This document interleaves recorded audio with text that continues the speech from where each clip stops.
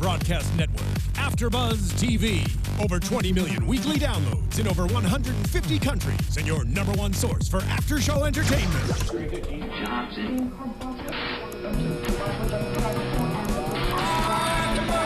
AFTERBUZZ TV, the destination for TV superfans. Producing after shows for over 300 of your favorite TV shows, interviewing celebrities and showrunners, and bringing you behind-the-scenes exclusives. All thanks to E! Entertainment's Maria Menounos, producer Kevin Undergaro, and internet leader Akamai. Now, let the buzz begin! Mary Jane! Yeah. Mary Jane! Welcome, you guys, to another episode of the recap for BET's Being Mary Jane, Season 3, Episode 9, Purging and Cleansing. I'm one of your hosts, Megan Thomas, at Meg Scoop on Twitter, Facebook, Instagram, and Periscope. Follow me so I can see y'all and talk to you guys. And next to me is my cousin from a different auntie. I'm Fahina Thomas. You can find me on Facebook, Instagram, and Twitter, and Snapchat. What? Yes. And of course, we have our other two beautiful co-hosts. Who are you ladies? Hello, everyone. I'm Tiona, aka Beyonce. Hi. You can find me on Twitter and Instagram at the Tiona Hobson. And I'm Shar Jossell, and you can find me everywhere at Shar Says So, and SharSaysSo.com too. Check it out. Yes, you guys. So, every single week we have someone special from the cast of Being Mary Jane. Today, we have the top dog, We y'all. need a drum roll. Okay, if it wasn't for her vision, if it wasn't for her amazing writing, if it wasn't for all of her hard work, you would not be able to see Being Mary Jane, okay? This is her brainchild. This is her baby. You guys, give it up for Mara Brock Akil! We're so glad to have you here. I'm so happy to be here. I want to say thank you. You guys have been down and supportive from day one. And I want to say thank you. It takes a village to produce a hit. So thank you so much. Thank you. No, thank you for giving us something to watch. Good shows to watch. Thank you for birthing a hit. Oh, thank you. Thank you. How did you come up with this idea? Well, it's interesting. When I was, I've told the story a couple times, but I hope it doesn't sound crazy. But Never. When I think it was on the 6th season of Girlfriends, and I was writing, and they were going to sit around another cafe table and tell all their business, and I was like, this is a lie. In that there's a point in which we get, there's an age in which we get where we stop telling even our closest girls the truth because you don't want to hear them say, don't do that. Right. Yes. You can tell everything in the 20s and early 30s, but when you start creeping up there, you were like, maybe I'll keep that one to myself. Right. And so anyway, I remember having that feeling. That was number one. And the second thing was shortly thereafter, I had the Mary Jane character, I had a visit. And I had my first vision of her was she was walking through this beautiful house, which is why you see Mary Jane's house, it's pristine, always in the front rooms, like a magazine. Right. And she was living out her life out of this magazine.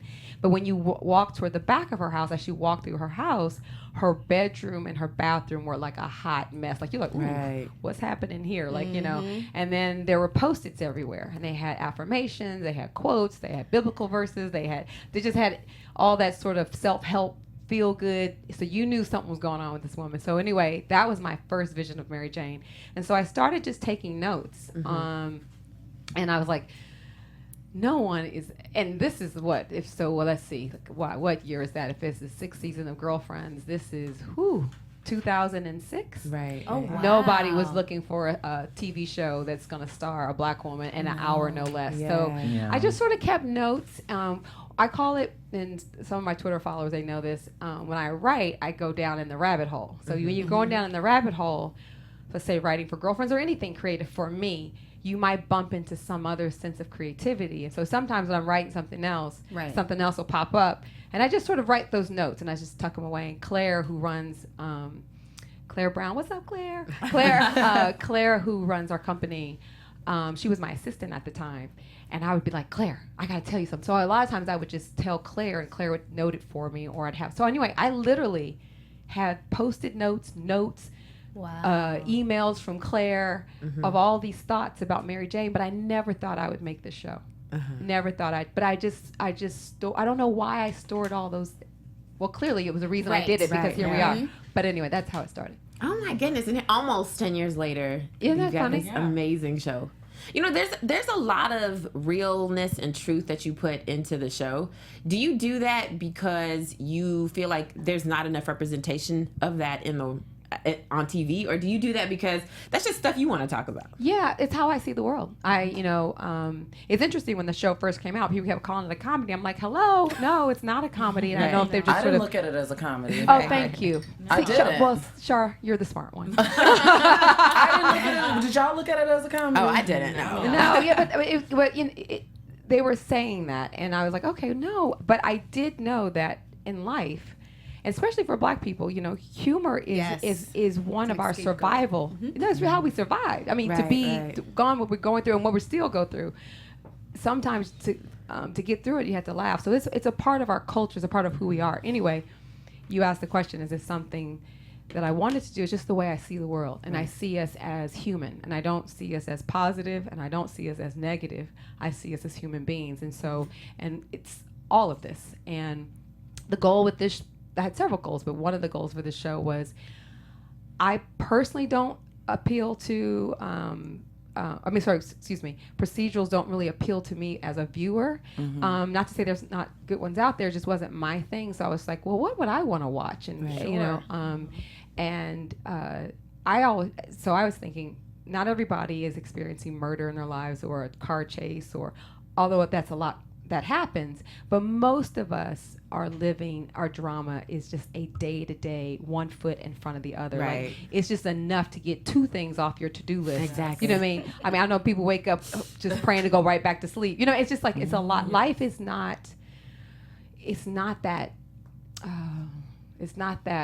big all the time. It's in the minutia. And I wanted to, can I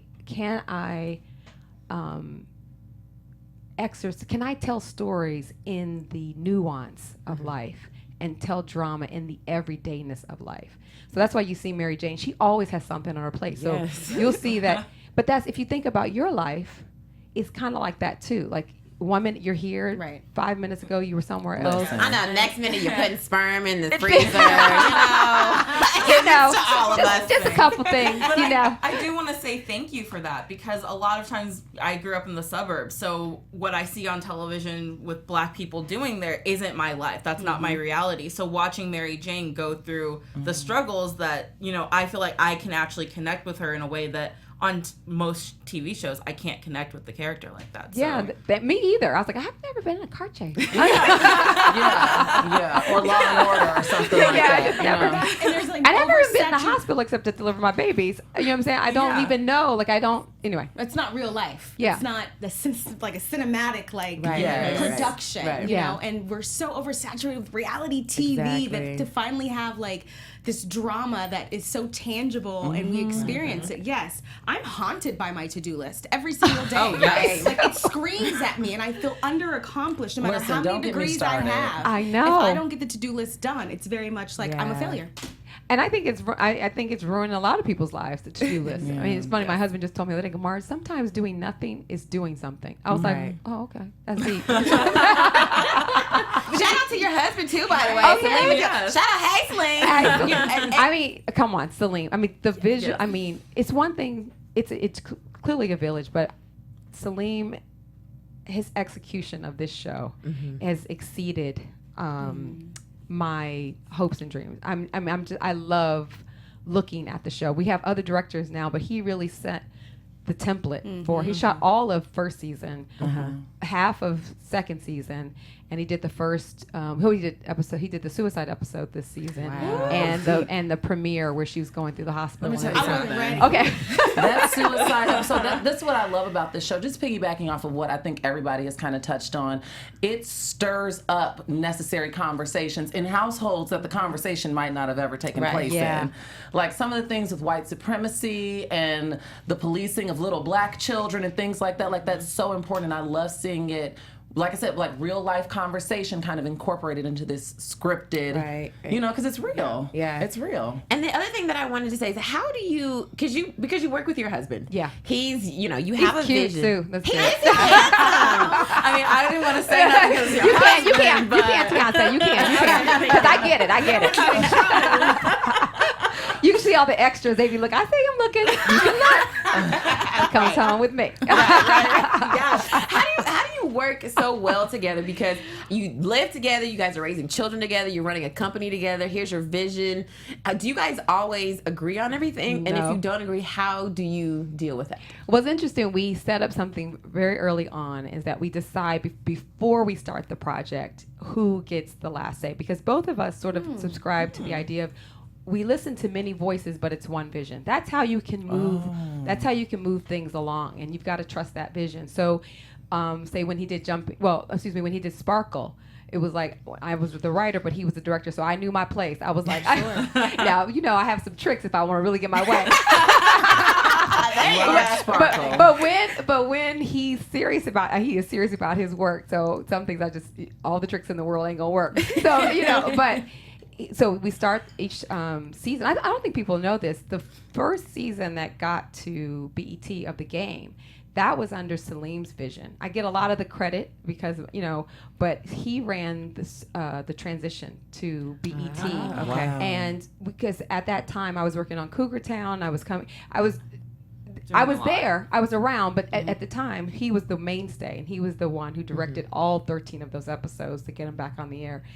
But my point is, before each project, we decide who gets the last say, who's the visionary of this. Okay. Smart. And so that when you get to that stalemate, and we've had those debates, you know when to back off, so you can move forward. Okay. And also, we have to protect what's most important to us, which is our relationship. Right. And the other rule we have is we try not to go through we do not go through the threshold of our home working. And if we do, we ask permission, like even from the boys. We're like, hey, look, mommy and daddy have to take a phone call. You cool with that? Like, it's just a way to respect what the home is supposed to be. Oh, yeah. Sort of try to put the phone down. But even like on Tuesday nights, I'm like, ooh, I need to live tweet. Are you cool with that? And he'll sit on the couch with me while I live tweet or something like that. So if I do work, it's it's a conversation. It's just not a given that I'm just over here working, you know. Right. Mm-hmm. It's a group effort, it sounds like. Oh, it's so completely. progressive where you're getting input. That's I just have to interject, and I have to say to the viewers, when she first walked in, I thought she was Angela Bassett, and I had to check the day of the week to see, is it Wednesday? Did someone book, AHS Hotel? She has a very Angela Bassett-like quality to her. Regalness. Thank you. The And did everybody hear what Shar said? Did everybody hear what Shar said? No, I mean, really. come on. Angela is gorgeous. She is. First but of you all, are she's too. on my Instagram. Okay. And I have her, like, I highlighted her as, damn. She's fantastic. And I got to meet her when Salim was directed her in Jumping the Broom, and she was fantastic. That was like my family. I get to meet. You're like, hey, sister. I know, I was like, my friend. And so you mentioned doing Cougar Town. From Moesha to the Jamie Foxx show to all these things that you've written on, Cougar Town is very different. I mean, the look is very different. Yes. What was it like writing on that show? I mean, it's a good show. It's a good show, yeah. It's a great show, but how different was that? Well, it was interesting. It was two things. It was a lot of fun. I really enjoyed working with Bill Lawrence, but I came away with a takeaway. It was actually because that's when the game got canceled, so I didn't have a show. And so I was like, oh, goodness, I got to work on someone else's show. And I was like, oh, it's about a woman. I can tell that, and I can do that and transition 40. I got that. Right. So met with Bill. He's like, yeah, Mara, come on over. This will be a great fun show. And I was like, yeah. And we did have a lot of fun. And I learned some things from him. Like we do things differently. Showrunners are different. But one thing it really taught me, as much as I enjoyed it, let me tell you the part I really enjoyed, being a part of the crew. Because when you become the boss, people don't let you in on the jokes anymore. People talking about you a little bit, but you can't really say. You got to keep moving. You're just not, you're a part of the group, but you're really not. Right. So it was fun just being a part of the group, just being a part of the crew. I did enjoy that for a moment, which I hadn't had in a long time. Yeah. So that was really cool. Met some really great people. But the other takeaway was, no, I'm a showrunner. I really enjoyed working with him on that show. But can you explain what a showrunner is? A showrunner is the visionary of the show. Is the who leads the vision and what you're going to do. You're the direction of the show. You are the vision of the show. You do everything, and you hire.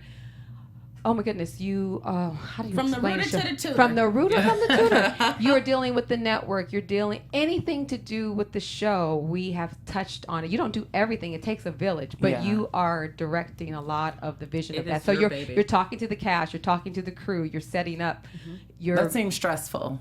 You know what? No, it is a stressful job. Let's be clear. It's stressful, but it's not stressful when you love what you do. That's true.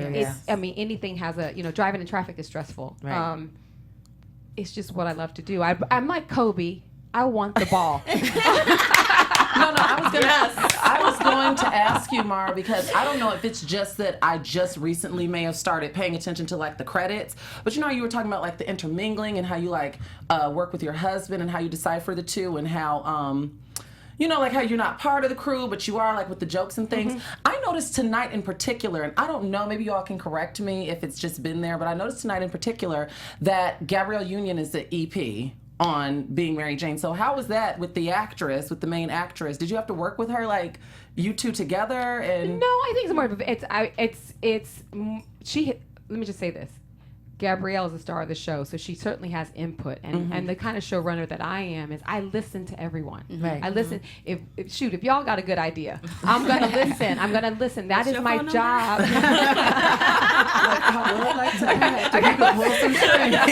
Sorry. But no, really, that's my job. What is best for the show? And if you have a better idea than my idea, I need to get my ego out of the way and do that. I know how to execute that. So Gabrielle has had a voice on the show from day one. Okay. But in Success, when you have to, and so she negotiated to get her EP title, and it's very normal. You'll see it a lot with stars on shows. I say it with reality TV. Yeah, whether they started off having one, or in Success, that's something that people negotiate for. Just a part of the extra perks. But at the end of the day, I think Salim and I have really sort of been, I guess you would say, the hands-on EPs. Okay. And then there's also in the writers world.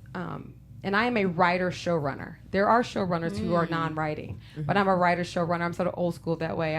My mentor is Ralph Farquhar, and so that's just my way. And so a lot of writers will also have in the ranks, as you kind of move up, you get a little bit more responsibility. And so the producer title, what type of producer, kind of tells you where they're at in their sort of station. And but we also had a really great producer and a line producer, which is more the nuts and bolts, like gets the crew there, gets the trucks there, gets the lights there, all that kind of stuff. Paul Garns out of Atlanta, and he's based in Atlanta, and so he's our producer there. And so anyway, we've got a great ride. I'm gonna bore you with all that, but anyway, but she got that this year. Okay, because I was like, I don't know if I had just started paying attention to it, but I do have one more question. This is my last question, I think, because we're having a conversation. It's like it's 2 for 1. Okay, so I noticed, I don't know if I just don't remember, but I noticed like when the show first started, it seemed like musically themed as far as like, oh, tonight's Nicki Minaj night or Erykah Badu night, where all of the songs were Erykah Badu. What happened to that this season? Because I know that it's mixed match. No, it's never been. The only time we did all of it, we did it last year. I met Erykah in the first season, and we tried to pull it off in the first season, and sort of inspired by, it would be great to do an Erykah Badu episode, and but we couldn't make it happen. But then as I was working on that particular episode, I noticed when I was going through my music catalog, which is something I love. Right. Music is a big part of the show. I can tell, yeah. I was like, there's a lot of Erykah songs here. And I thought, wouldn't this might be the perfect episode to sort of do the Erykah thought, and it started with Stacey Barth.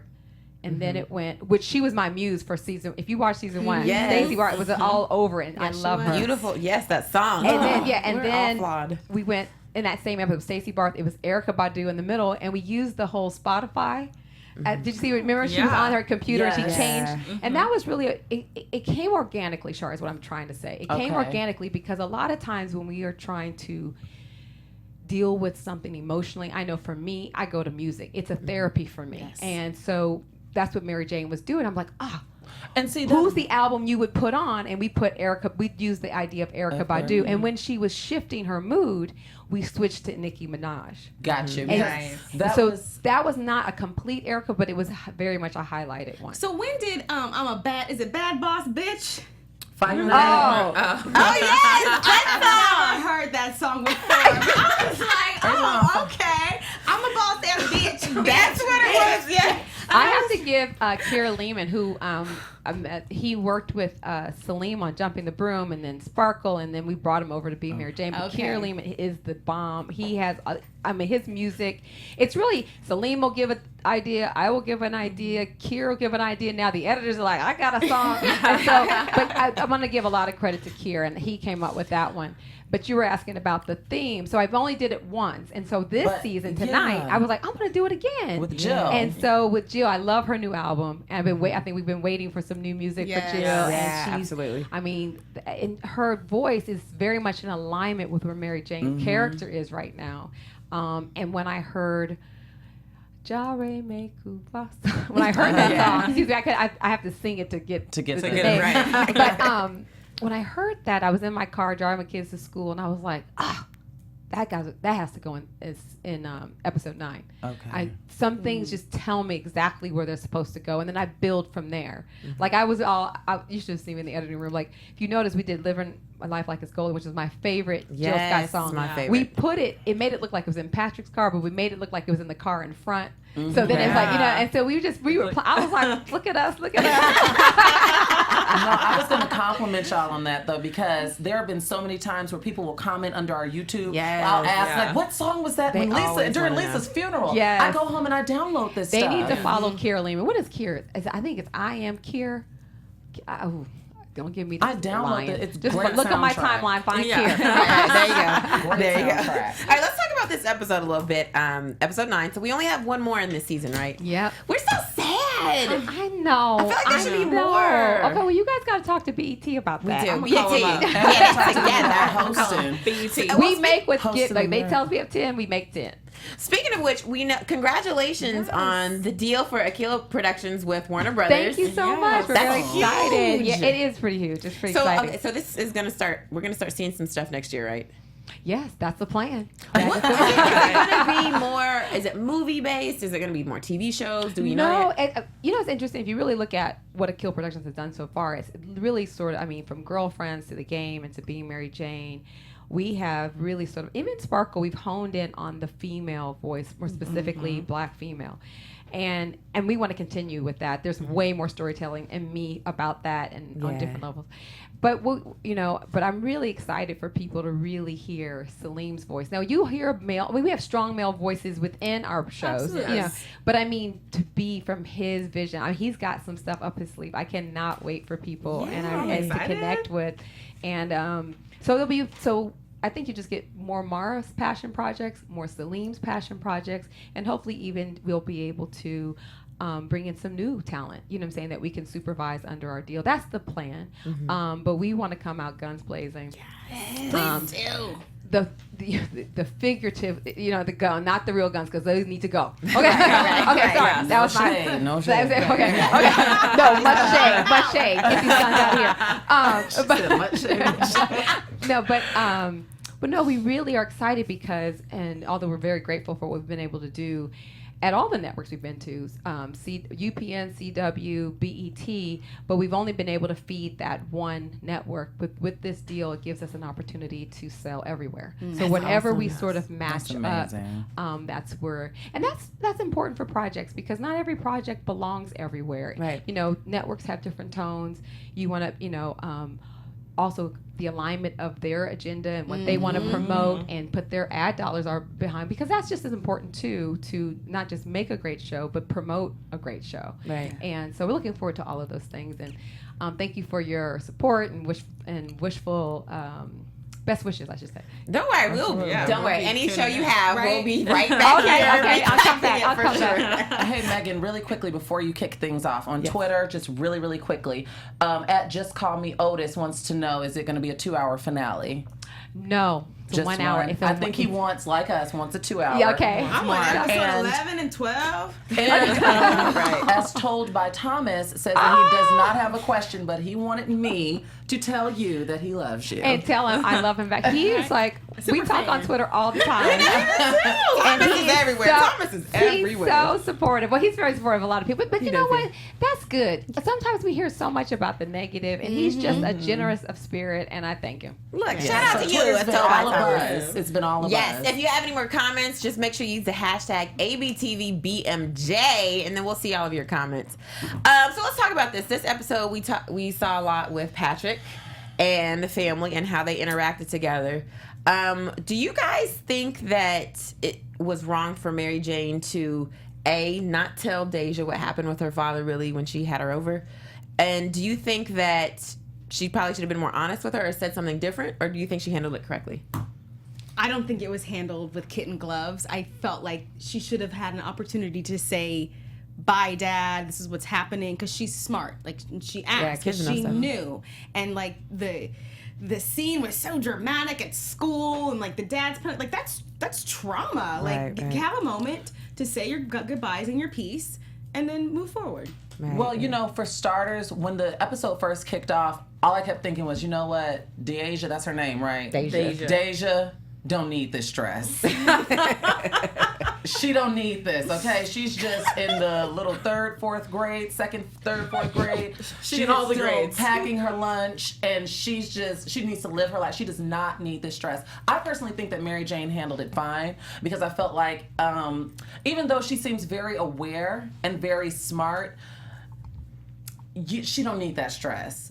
She would have been able to go to sleep. You're in auntie's bed, and you would have been able to go to sleep if you rolled over and asked, "Is my daddy back on drugs?" And I was like, "Girl, yeah, girl." Like,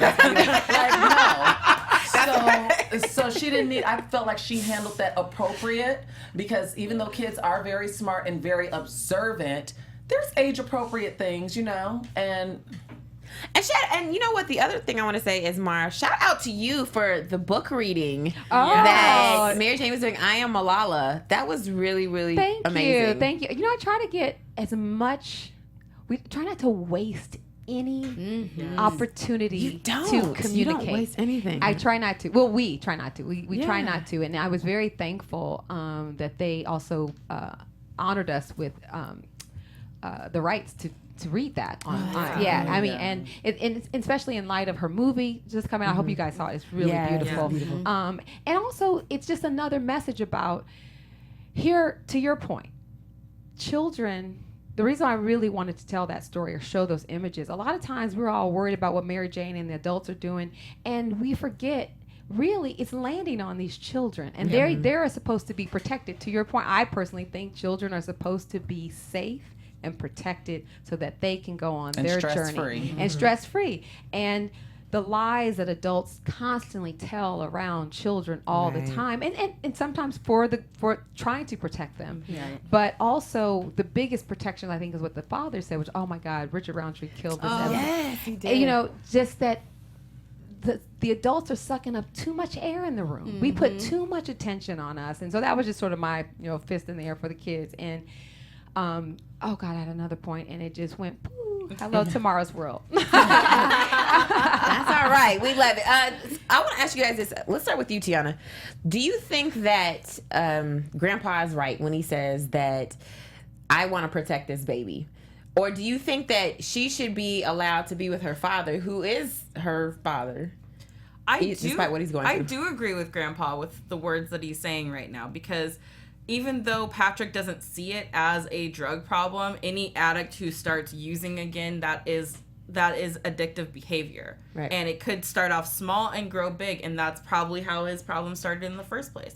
So I do think that Grandpa had a good point, that he's trying to protect his granddaughter and help her to not end up how, other kids can. I think there's another way to go about getting there and achieving it, but I do agree with his point. Right. Oh, another point. Yes. The reading of the Malala book was also a juxtaposition of, we're talking about one type of oppression. We always look outside of America and be like, oh my God, it's so bad over there. It's bad right here. Yes. And are we taking care of our house? As well as having compassion and bridging understanding of perhaps maybe we can, as human beings, have compassion and understanding for everybody. Jumping into your point about dad, I also think it's interesting about parenting. If you really watch the dad, like, he has so much guilt. You know what I'm saying? And trying to sort through it, he's taking such ownership of maybe how he parented Patrick. And so then you overcompensate, and to the point now it's tipped this way. Just when do people sort of grow up? Niecy's growing up, all of these sort of things. It was so much fun writing about it, and I think Adam, who actually was the writer on tonight's episode, he did a great job handling the material. Oh yeah. Let's talk about that point with Dad, and he's talking to our lovely Miss Suge Avery, like we like to call her. She's stunning. Margaret Avery. Yes, she's so stunning. And he says that he apologizes to her. And that touched my heart. I put, great moment with the parents. I was like, this is amazing, because how many times, we never get to see the insight of our parents. We never get to see, like a husband and wife relationship when it comes to your parents, your grandparents. And this is a real moment. He's like, we've done this again. We're back at it again. We've got to do this again. And I really felt like that was important, because I think, this whole time we're thinking she's the weak one, she's sick, and he's the rock. He's always taking care of her. And then we see the tables turn where she's actually like, no, it's okay, baby, we good. Well, I think she acknowledges the incredible amount of stress and pressure he must be under, having a sick wife, and then having all of these grown-ass people in his house who can't, for the life. I'm sure as parents, in certain aspects, they feel like failures, honestly. Because these people just can't get it together. And now and then just to piggyback off of your initial point, when I think that Daddy knows his son. He knows his son. So I don't think that anything that he did was inappropriate as far as like with Patrick's drug addiction, because you know your child. Right. And so it was a brash decision, and it might have seemed harsh, but I look at it as a lot on his shoulder. What's his name? I know Richard. Patrick? No, the dad. Oh, Paul Senior. Paul Senior. Paul Senior is carrying a lot on his back. And that's what I saw in the moment, and I was thinking, what if something happened to him, unfortunately? Oh, what if he had a heart attack? Then it would be like soul food. Well, that's the whole family would unravel. When Big Mama died, the whole family would not ready for this. We can only handle one death per season. We're at our max. Okay. Don't you throw that our way, Mara. Don't you put that on him, Shar. Don't you put that on him. It would be like soul food, okay? Right. Oh, mercy. No, that was awesome. And then PJ has a really good conversation with Niecy that I think is very needed. Because here now, when she says something very true, PJ, you just got out the house. Now you're trying to get me to grow up and be mature. Speaking of Niecy, do you think that she was real sneaky when she was telling Patrick where Deja was? Yes. A little bit of jealousy. Did anybody catch that? Yes. Okay. You saw it as sneaky? Well, like maybe a hint of jealousy. Yes. Like there's an animosity there. Her Like, body language was like... Yeah, like she right over there. Go ahead. Go run to her. Yeah. Like, you didn't run to me. Yeah. I gotta find you overdosed and stuff. But isn't that funny about growth? It's like, how many of us have been like, that's the right thing to do, but you hold all that resentment in, and you just you are jealous, and that to me, going back to the comment before, that's the everyday drama that we can't even get over. Just jealousy, envy of what you say, second, third, or fourth, fifth grader. Yes. Poor baby. Sure. Elementary school. She's just covering them all.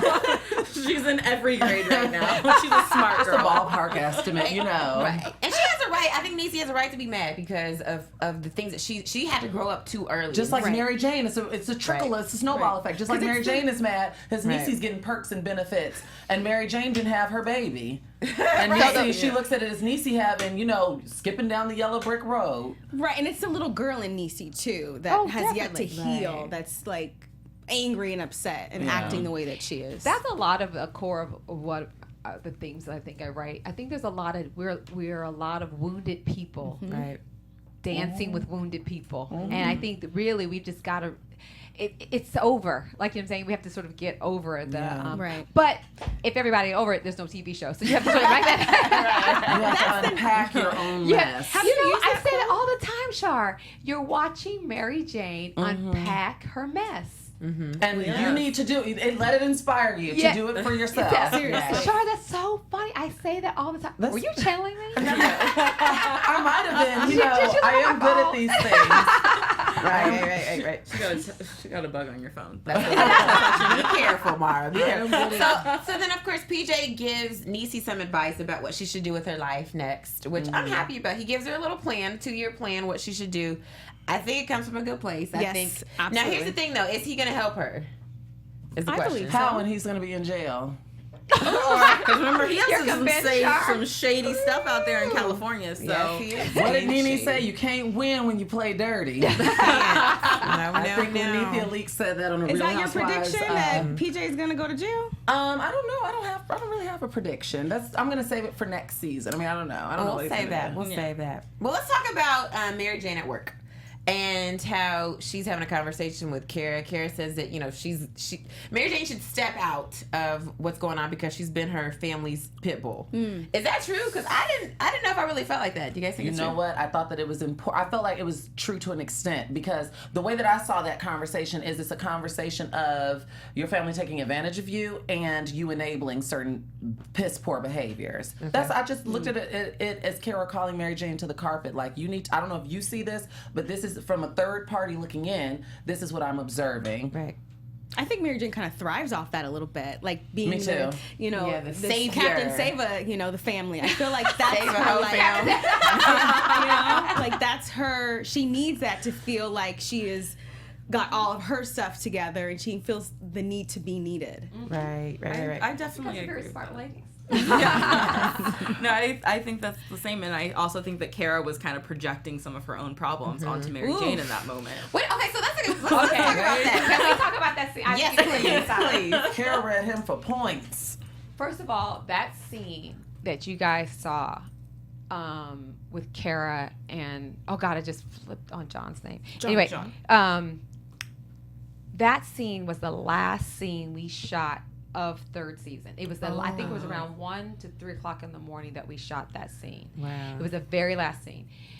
And when and at the time we shot it, but also it's confirmed in editing because you could be feeling one way on the set and you could you're like, ooh, that didn't turn out right. And so we anyway, it confirmed in editing. It's one of those scenes where the stars align for me as a showrunner, where the acting is superb.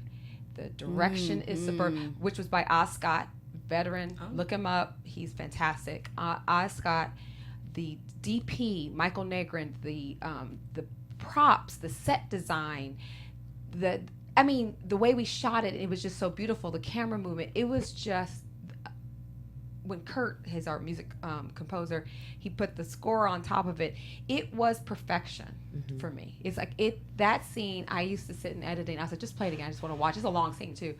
Even the prop, like the wine bottle, the movement of the way it was shot. Just the way, I'm telling you, it's one of my favorite, I have so many favorites, but of this particular episode, and it's way up there for me this season. It was just perfection. And another, Lisa Vidal was losing her voice. I mean, a season's long, a night is long, it can wear on people. And so she was concerned.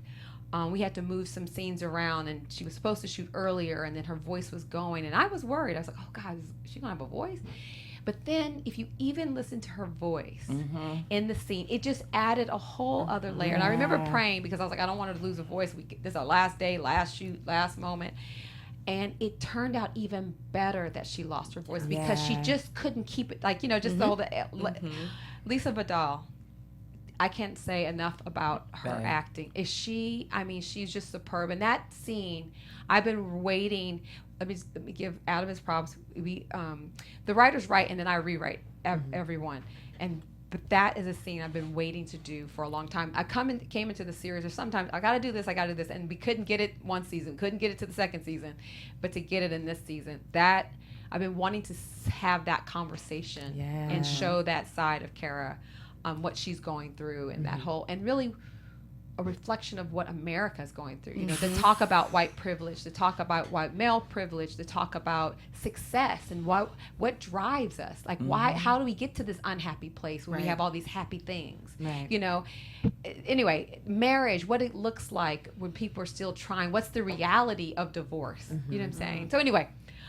I love this scene. I love it. Systematic oppression. Right. It's such a serious. When she didn't say it as a nagging wife. Like, No, how did you get here? She was like, no, seriously, how did you get here? I know how I got here. You're a white man. Yes. You have, the world is literally your oyster.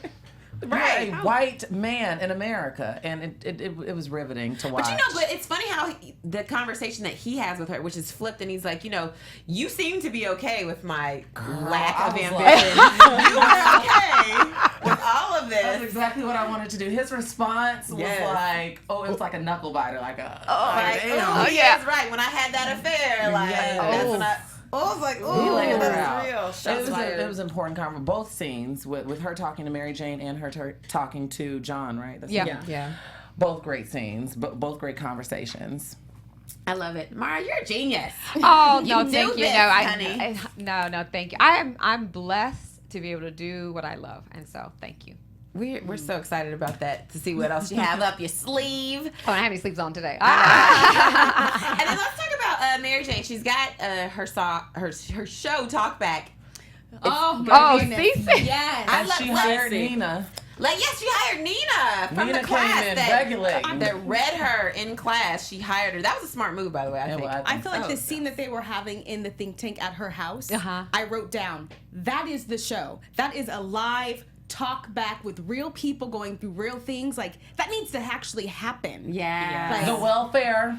They need to be She having got them together on the welfare. Seriously. But these are things that people think and believe, that black people are the ones that are the I'm the sure main she's talking about benefiters. this. right, but we're not. But I was just like, that's the kind of stuff I love, because it's real. Yeah, it was funny because, you know, first season, second season, we did a lot of the news at the desk. And so one of the things, even one of the inspirations for the Cece character is like, because Cece would never be a pundit on television. She's not qualified. Well, she's qualified, just not qualified by their standards. Right. Yes. And so it was like, how do we do the news without necessarily being at the desk? So that scene, thank you. I think Adam did a great job. Like, we really wanted to show how you build a show, number one, and then two, that's the show. I could see without that having to do another news segment. Right. You know? On Hollywood Boulevard, live on YouTube. Like, I could see that totally happening and people watching it. Right. By the way, is Cece a lesbian? Yeah. Yes. You didn't know that? Okay, I figured with the grandpa clothes. I didn't want to. And then she said Mary Jane the whole time. She was blackmailing her. She might have been gender non-conforming. No, but she's been hitting on Mary and Jane you the didn't whole hear time. this episode. She said, when I'm on my knees. But she, you know what? It makes it so hard for me to hate her, because it's like, I want to hate Cece, but that's Loretta. That's Loretta. And she's still killing short-winded. it. She's still, you know what I'm saying? She still has that sweet quality to her voice, even though she's She's a hustler. Isn't it fun to see Loretta like that? Yeah. Mara, It did is. you guys know? We've never seen her in a row. Well, I haven't. I'm seen not her. either. So when she auditioned for this, can you tell us about No, you don't audition this Loretta Devine. You don't audition with Loretta Devine. You don't audition this Loretta. So how did you know it was her? Well, I'll tell you. Initially, honestly, I didn't want Mary Jane in another love relationship for third season. Thank you. And so I was like, she needs to unpack, right? She got some more unpacking to do, Right. And so actually, we were trying to, anybody could have been that card. So actually, I was going to go for a guy, and That would have been creepy. Yes, and I wanted to dance with that. Cece is creepy. And That so would have been creepier. yeah, so when we couldn't get who we wanted because he's so in demand, Wendell Pierce, we couldn't get him at all. And I was like, and that's a lot of times with Salim and I do, who do we want to work with who's just amazing? Yeah. And so then I was like, well, and also this was during the time we were casting. It was, last year in pilot season, it was sort of like the Empire effect on pilots. So black people were getting snatched up all over. Like, what? Everybody booked. There's a shortage. And so there was a little bit of a panic, and when I go to panic, I go to Salim, and then I get quiet. I go to prayer. I was like, God, and so we were just talking, and we were like, Loretta Devine. What if, and Salim, and I want to give Salim, he gets so much props, but I was like, yeah, Loretta. And he goes, and Mara, he's the one who thought, I didn't think I was going to dress her that way, but he was like, it should be that. So he and Ruth Carter, who was a genius, she just created a character. And it's funny because I remember Loretta saying, "Oh, Mara, this is a lot. This is a lot." You know, that when she put the clothes on, I mean, and she and Salim talked about, look at her, like a, you know, look at her, like, and so she even said, I think it was even an interview, she looked at Mary Jane like she was a man, like what, you know, just like how a man would desire a beautiful woman like that. I mean, and so she just kind of went for it, and I'm so thankful. But they even talked about her legs being splayed and how to sit. And I remember I get the dailies, and the dailies are basically, you know, they shoot it and they send it to the editing room, and I'm just looking, I'm like, I was blown. I was blown. On my Instagram, I'm gonna for the last next week's episode, I'm gonna post this picture I have of me and Loretta, because I just couldn't believe her transformation, and her hair and the hat and the look and the kit and the throwback she had. I mean, it was just fantastic. That's another for an actress, a director, a writer, and then like say a costume, helping to form a character. It's really fun. That's the stuff I love. You say stressful? No, it's not stressful. Although sometimes it can be last minute and a lot. But when it comes together, you know it's right.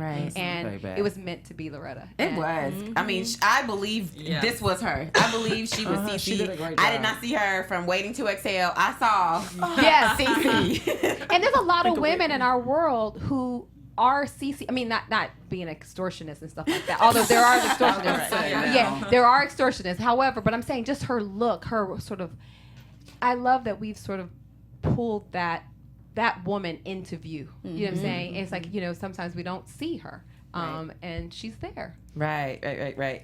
So then let's talk about her just real quick. CeCe wanting compensation. I mean, y'all have to see that coming.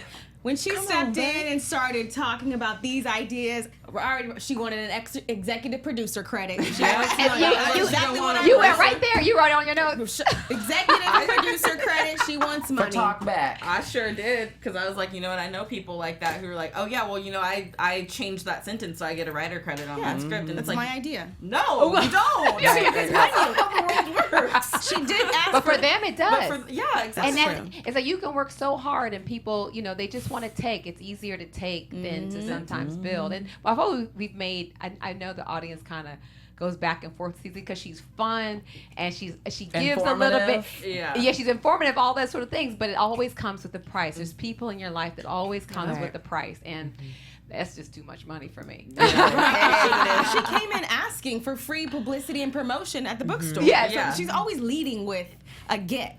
Always. Do you guys have anybody like that in your life? Oh, yes. Nope.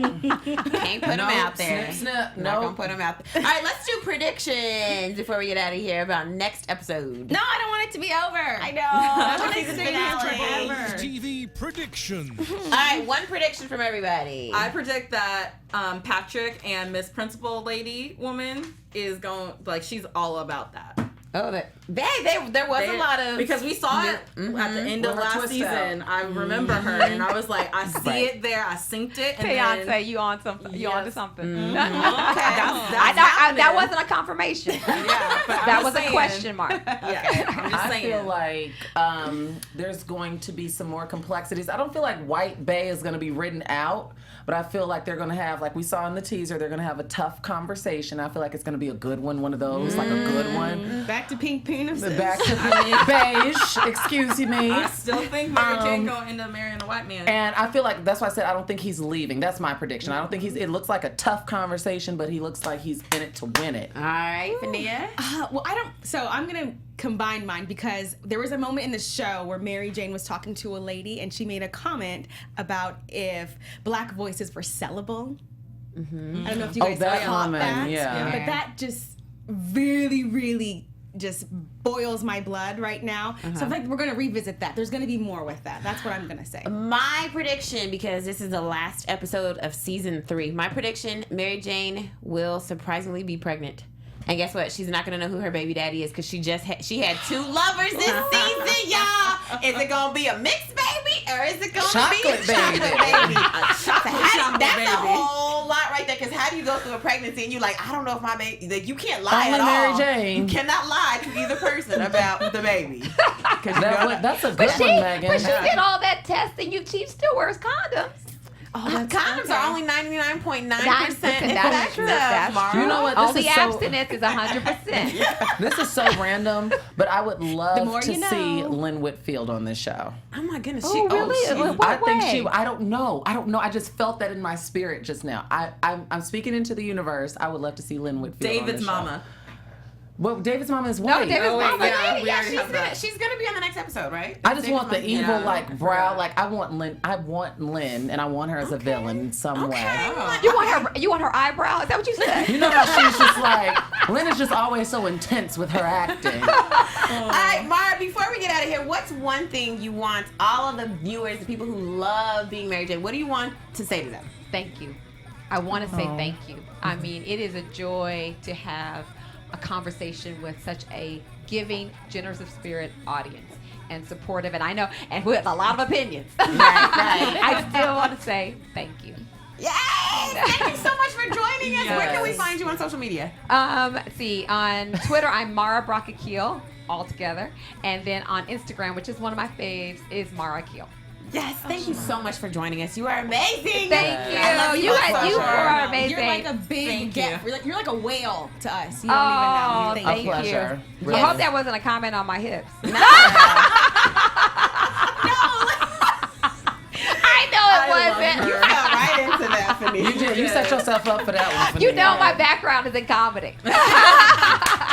Thank you so much, Mara, from the bottom of our hearts. Thank you for Girlfriends, for The writing Game. on Alicia, for Sparkle. The Game, for Sparkle, for everything. Yes. Thank you Thank so you. much for giving us a Cougar voice. Town. Thank you. Thank you. Thank you. Okay, where can we find you, ladies? You can find me at SharSaysSo.com and at SharSaysSo on everything: Instagram, Twitter, Periscope, all that good stuff. And you can find me on Twitter and Instagram at the Tiona Hobson, and on Snapchat, Tiona_Hobson. Oh, you can find me on Facebook, Instagram, and Twitter at Fahina Thomas. And you can find me, Megan Thomas, at Meg Scoop on Twitter, Facebook, Instagram, and Periscope. And don't forget, we have one more episode this season. Use the hashtag ABTVBMJ because we want to see your comments. We want to shout you out. Y'all Make sure are you funny. continue to watch. Keep the conversation going in the comments below. Subscribe to AfterBuzz TV. We love you guys. See you next episode. From executive producers Maria Menounos, Kevin Undergaro, Phil Svitek, and the entire AfterBuzz TV staff, we would like to thank you for listening to the AfterBuzz TV network. To watch or listen to other after shows and post comments or questions, be sure to visit AfterBuzzTV.com. I'm Sir Richard Wentworth, and this has been a presentation of AfterBuzz TV. Buzz you later. The views expressed herein are those of the hosts only and do not necessarily reflect the views of AfterBuzz TV or its owners or principals.